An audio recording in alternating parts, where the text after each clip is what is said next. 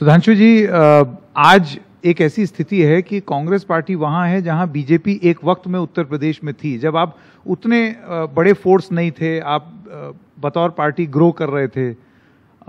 लेकिन अगर पहले की अगर आप बात देखें तो ये स्थिति पलटी हुई थी। तो वो सलमान साहब ने तो बोल दिया उम्मीद पे दुनिया कायम है, वो कह रहे हैं क्यों नहीं हो सकता।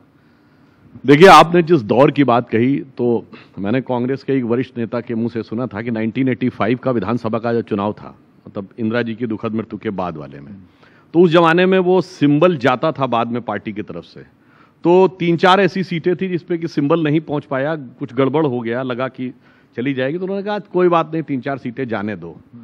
आज संयोग देखिए कि स्थिति ऐसी आई है कि 3-4 सीटें भी नहीं है। तो मुझे लगता है कि आज कांग्रेस की स्थिति यूपी में वो है कि आज तो उतनी भी मैं नहीं है मैखाने में जितनी कि हम छोड़ दिया करते थे पैमाने में। तो अब वास्तविकता की अगर हम बात कहें, उम्मीद की बात, उनकी बात बिल्कुल सही है, मगर मैं ये भी कहना चाहूंगा सलमान साहब इतने वरिष्ठ नेता हैं। सोनिया गांधी जी जब राजनीति में प्रवेश नहीं की थी उस समय ये यूपी के अध्यक्ष थे, 97 की बात है, मुझे याद है।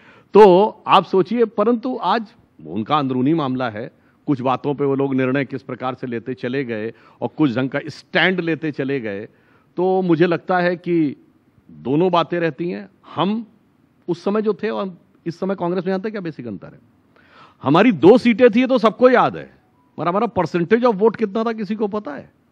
8.96 था। यानी 84 में 400 सीटों वाली कांग्रेस के बाद मत प्रतिशत के हिसाब से हम दूसरी सबसे बड़ी पार्टी थे। और उससे बड़ी बात बताएं, क्रेडिबिलिटी हमारी बहुत स्ट्रांग थी। हम जो बात कहते थे जनता विश्वास करती थी, भले ही उन्हें लगता था ये सरकार में आएंगे नहीं आएंगे। आज कांग्रेस के साथ क्राइसिस ऑफ क्रेडिबिलिटी है। क्योंकि मैं यह बात इसलिए विनम्रता से कहता हूं, 70 वर्षों में एक ऐसा मुद्दा आप नहीं बता सकते जिस बेसिक मुद्दे पे हमने अपना स्टैंड चेंज किया हो।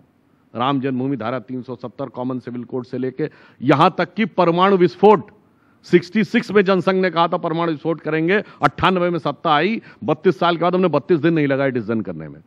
ऑन द कॉन्ट्रेरी, सिर्फ कांग्रेस और अन्य जितने भी पक्षी दल हैं, ये तो 72 साल से हैं, बाकी कोई 30 साल से है, कोई 40 साल से, एक मुद्दा नहीं बता सकते जिसपे स्टैंड न चेंज किया हो।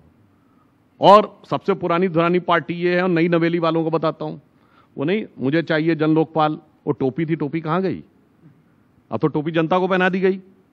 चलिए दिल्ली में कहते हैं सरकार नहीं, पंजाब में तो पूरी सरकार है। तो इसलिए मैंने कहा पुरानी पार्टी से लेके नई पार्टियों तक इन्होंने कभी भी किसी मुद्दे पे एक पे भी अपना स्टैंड कायम नहीं रखा, हमने कभी एक पर भी अपना स्टैंड चेंज नहीं किया।